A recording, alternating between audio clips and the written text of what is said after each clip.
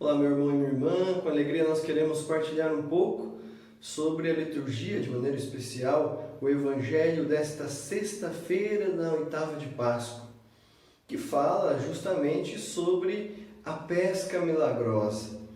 Quero chamar a atenção porque no Evangelho de João, a última vez que os discípulos estavam reunidos e fizeram ali uma experiência com Jesus, no lago da Galileia, ou seja, no mar de Tiberíades, foi justamente em João capítulo 6, quando aconteceu a multiplicação dos 5 pães e 2 peixes, que era clara a referência com relação à Eucaristia. Tanto é assim que, na continuidade do capítulo 6, o próprio Jesus vai fazer um belo discurso a respeito da Eucaristia. Então, o milagre estava diretamente relacionado com a Eucaristia. E agora estão de volta naquele mesmo lugar. E acontece um outro tipo de multiplicação. Agora tem a ver com os peixes. E o que isso significa para o evangelista? Veja, os discípulos que eram pescadores e, portanto, conheciam bem as manhas, os esquemas da pesca, tentaram pescar a noite toda e não conseguiram pescar nada. De repente, Jesus, ainda desconhecido aos olhos deles, se aproxima e fala: olha, jogue a sua rede ali. E o que eles vão fazer? Eles lançam a rede e pescam. E vai dizer o evangelista que vão pescar 153 grandes peixes. O que significa isto?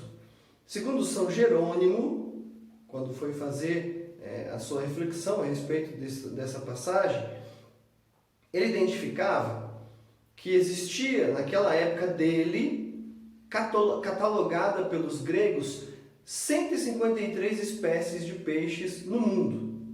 Apenas catalogada pelos gregos, tá certo? Significa que ao pescar 153 peixes, ou seja, aquilo era uma representação de todos os peixes que existiam. Se trouxermos para a realidade do ser humano, significa que ali a pescaria que aqueles discípulos deveriam fazer, aqueles pescadores de homens, porque essa era a vocação, era uma pescaria universal. Eles deveriam buscar salvar todos os homens do mundo inteiro. É muito interessante que o evangelista João ele vai trazer esta ideia de ser pescadores de homens apenas depois da ressurreição.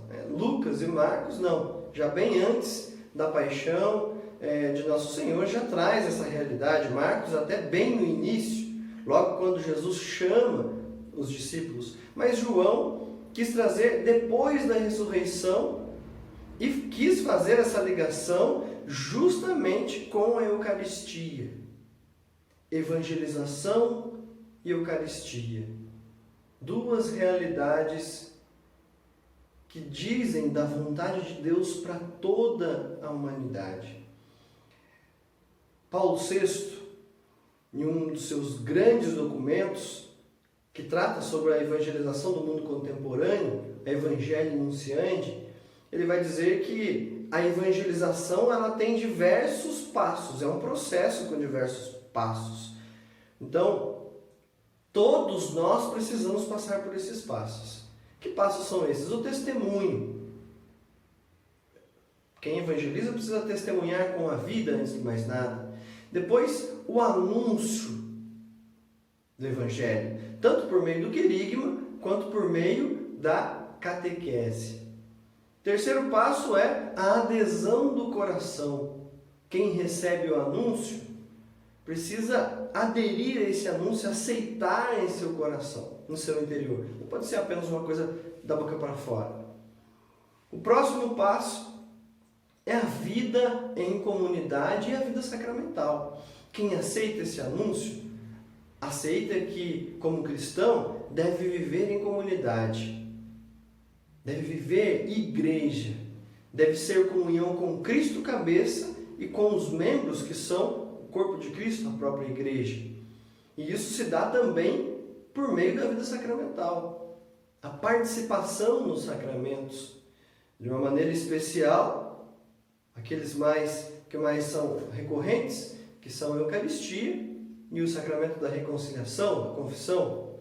E por fim, ter iniciativas de apostolado, ou seja, o engajamento numa pastoral, num movimento, ou seja, em alguma iniciativa de evangelização. Toda pastoral é evangelizadora, todo movimento é evangelizador e precisa ser, porque esse é o fim da igreja, esse é o grande objetivo da igreja.